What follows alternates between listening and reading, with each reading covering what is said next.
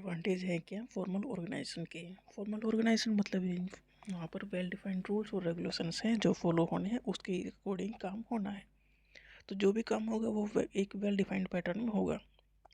तो वहाँ पर एक गोल अचीव करने के लिए कोई भी ऑर्गेनाइजेशन, उसका एक गोल है, एक टारगेट है, उसे अचीव करने के लिए सभी मिलकर काम करेंगे और एक प्रोसीजर वे में काम करेंगे, सिस्टमेटिक वे में काम करेंगे, जिसका प्रोसीजर वेल डिफाइंड होगा, मतलब पहले से पता होगा। तो इसके क्या फ़ायदे हो सकते हैं किसी भी ऑर्गेनाइजेशन के लिए। A formal organisation is a structured system with defined rules. Structured system है, सबके रूल्स डिफाइंड है कि किसे कौन सा काम करना है, रेस्पॉन्सिबिलिटीज डिफाइंड है एंड प्रोसीजर भी डिफाइंड है।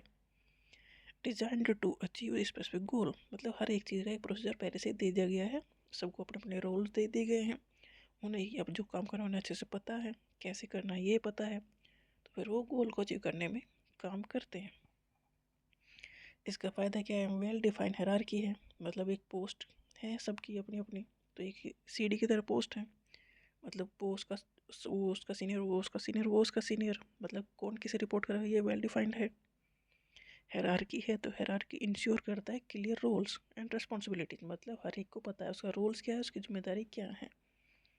Decision follow structured process and it helps in accountability, एक सिस्टमेटिक वे में काम हो रहा है और जिसे जो रोल दिया गया है वो उसके लिए अकाउंटेबल है कि तुमने ये काम किया है, तुम्हें ये काम करना है और ये काम अच्छे से होना चाहिए। अगर नहीं हुआ तो क्वेश्चन पूछे जाएंगे, तो अकाउंटेबिलिटी भी इंश्योर की जाती है। It helps in improving coordination, formal organisation सब मिलकर काम करते हैं क्योंकि वो पोस्ट के अकॉर्डिंग मिले हुए हैं, कनेक्टेड हैं। And communication which prevent duplication of work, अगर सब मिलके काम कर रहे हैं तो डुप्लीकेशन नहीं होगा, मतलब एक काम दो बार नहीं होगा, जिससे कि रिसोर्सेज का लॉस नहीं होगा, एफिशिएंसी इंप्रूव होगी। Stability and continuity despite leadership change, अगर लीडर चेंज हो भी जाए तो भी काम में कोई दिक्कत नहीं आएगी, काम ऐसे ही चलता रहेगा। इट रिड्यूस फेवरेटिज्म, वहाँ कोई किसी का फेवरेट नहीं होगा, मतलब होगा बट वो इनफॉर्मल फॉर्म में मान सकते हो आप। वो जो फॉर्मल ऑर्गेनाइजेशन है या जो भी काम कर रहे हैं वहाँ पर आप अपने फेवरेट को के लिए बायस नहीं हो सकते, मतलब उसे फ़ायदा नहीं पहुँचा सकते।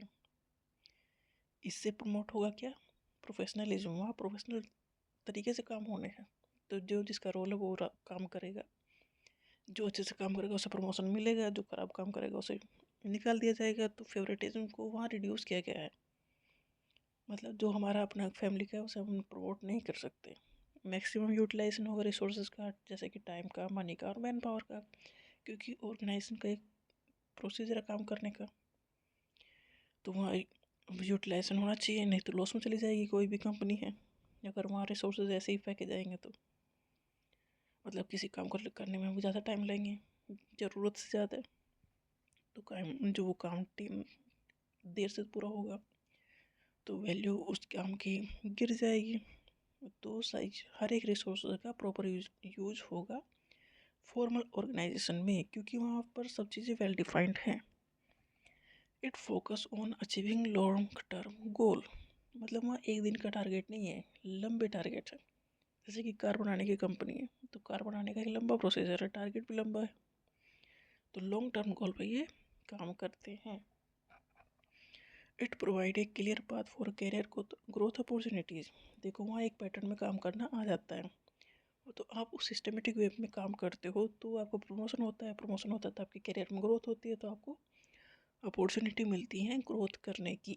फॉर्मल ऑर्गेनाइजेशन के एडवांटेज बहुत सारे हैं, क्योंकि एक तो हर एक चीज़ का प्रॉपर यूज़ है, प्रॉपर यूटिलाइजेशन हो रहा है, और जो भी टारगेट है उसको अचीव करने के लिए रिसोर्सेज को अच्छे से यूज किया जा रहा है, इफ़िशियंसी इंप्रूव हो रही है और एम्प्लॉय का भी फ़ायदा हो रहा है।